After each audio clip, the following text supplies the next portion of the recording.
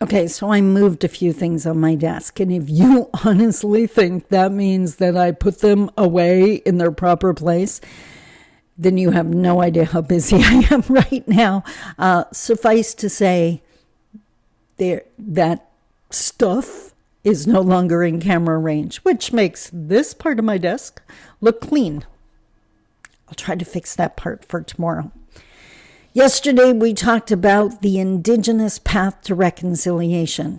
Today, we focus on the non-Indigenous path. So, let's talk about it.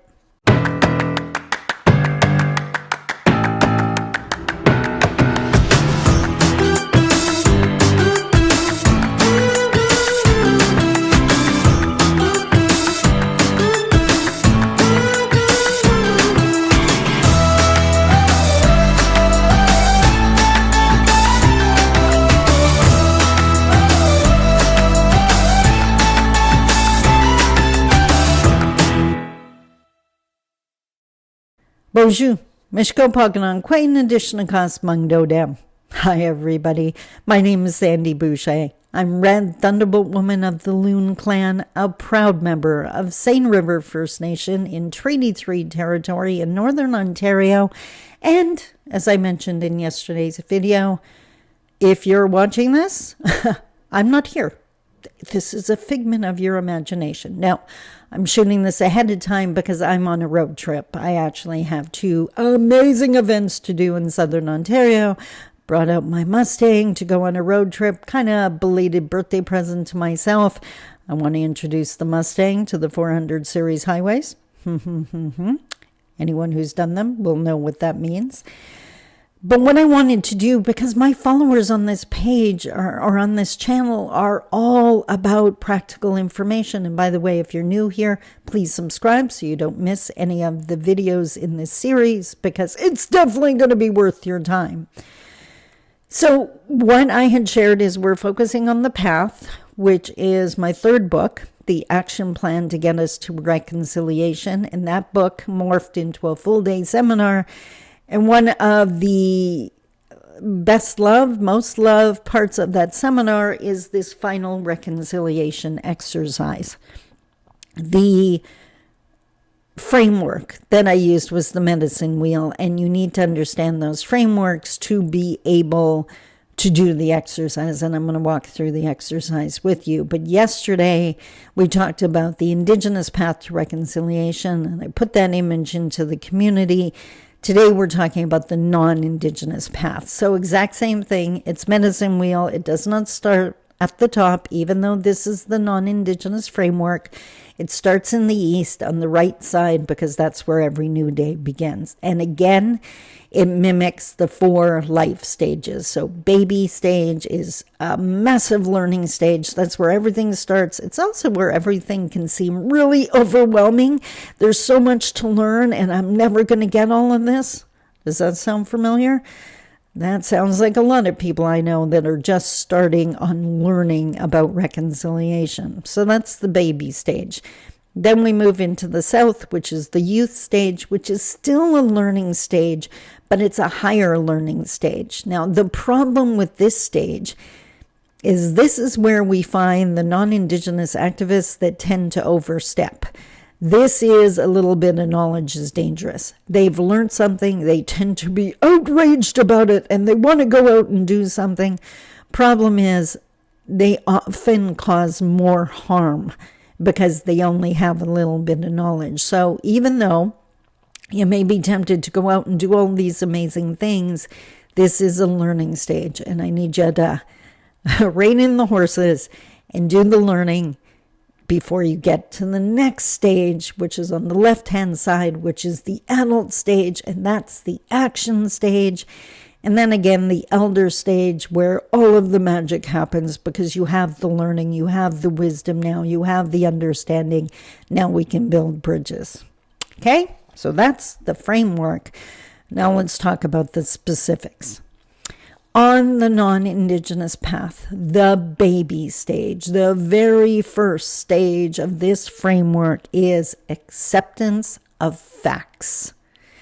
No more Well, it wasn't that bad. You know, a lot of people got an education thanks to the residential schools. That would have never happened if they didn't go. What price did they pay? A lot of people went to residential school. You know, they were escaping from horrific family situations. Why were they in horrific finance or family situations? When a flower doesn't bloom, you don't blame the flower, you fix the environment, right? Right? Accepting the facts, finding out what the facts are. I do a full day seminar just on the oppressive legislation, going through the timeline of all the things that have been done to Indigenous peoples, and I've yet to have an audience that is not shocked to learn of that legislation. So no more minimizing, no more excuses. Accepting the facts as truth. This is not about shame or guilt. This is about facts. This is Canadian history. This is not Indigenous history. This is Canada's history, how it was created and what it did to the Indigenous people along the path to that creation. And then, of course, just like with the Indigenous path, there has to be a desire to reconcile, a desire to make amends, a desire to change. If nothing changes, then nothing changes. And there is so much about modern day Canada that does not work for Indigenous people. Can you say education system? Can you say justice system? Can you say governance system? And on and on and on and on. That's not reconciliation. Reconciliation is not, we've been doing it this long, or we've been doing it this way for this long, just put up with it. That's assimilation. That is forcing us to endure. That's not reconciling anything. Think about reconciling with your partner. If you've done something that caused harm and you minimize it, you don't want to change, and because of that you keep causing harm, have you reconciled with your partner? Of course you haven't. It's the exact same thing. So that's stage one. And it's huge. On the Indigenous path, stage one was healing, also huge. No one said these paths were going to be easy.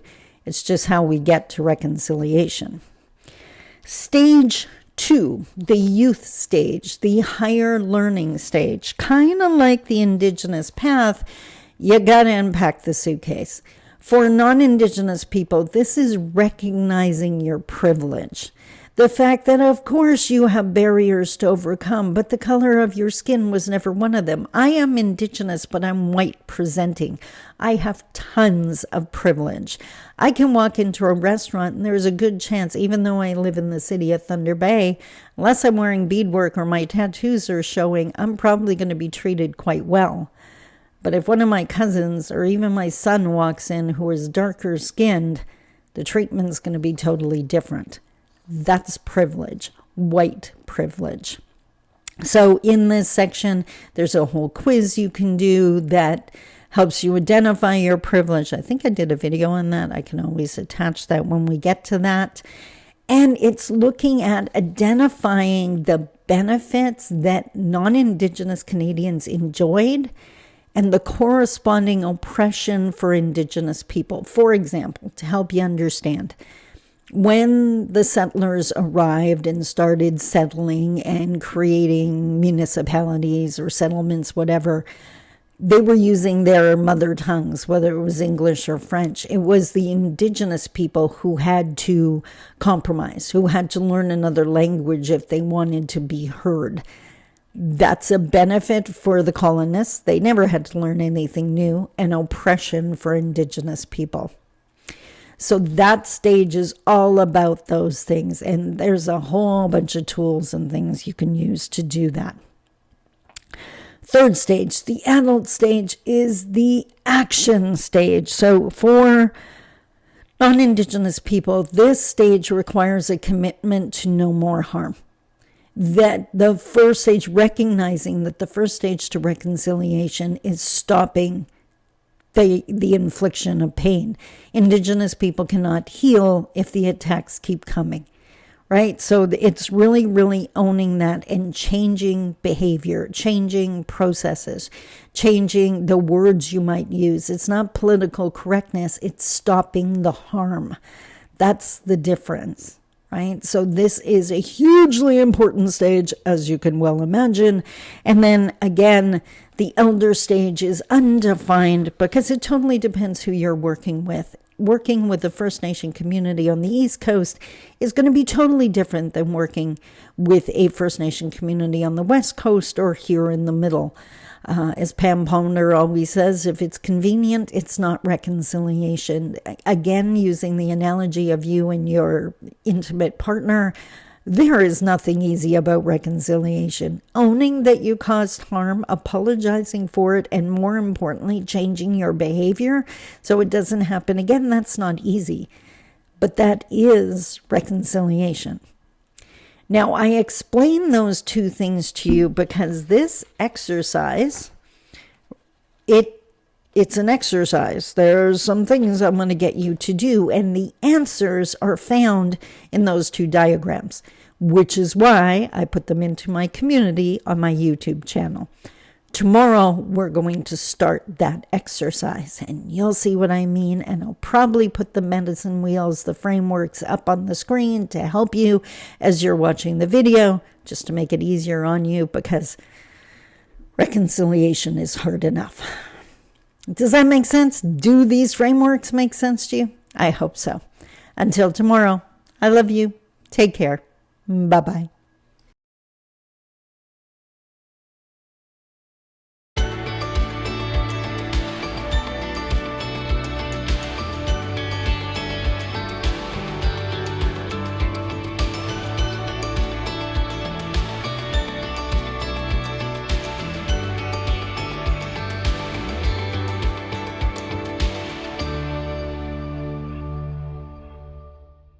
Bonjour. Mishko Poganon Quain Adishnakas Mangdodem. Hi, everybody. It's Sandy Boucher here once again as we continue on this journey of the 52 steps to reconciliation.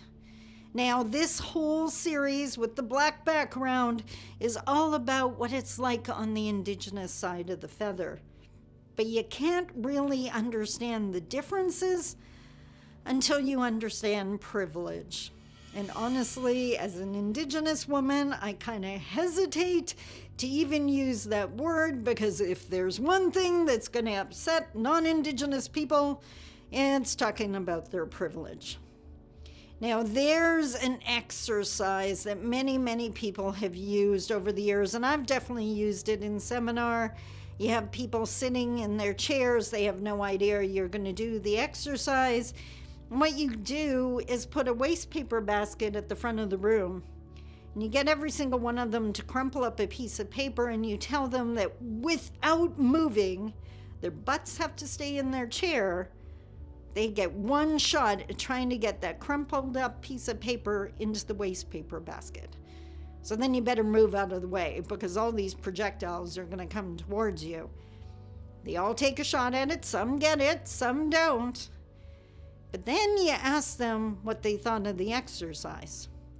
And of course, you're going to hear from some people that that was totally unfair, that the people in the front row had the advantage. Welcome to privilege. Now, what I have noticed over the years is that the people in the very front row, the ones that have always had access to the greatest education, the greatest health care, they knew people that owned businesses so they could get a job really super easy. The people that are in that very front row, most of those people that I've met know they have privilege. They don't even try to hide it. They know that they won that lottery. In the same way, the people in the very back row, and that's what I always think of the Indigenous and the First Nation communities that don't even have fresh, clean drinking water. They don't have medical services in their communities. They may have a nurse. They may have police services. Chances are really good if something happened to their mental or physical health, they'd have to get flown out to a community hours away, all by themselves without support. Those people know that they don't have privilege.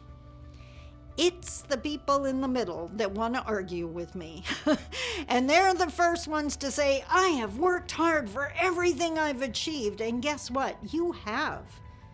You absolutely have. But you do have privileges that other people don't.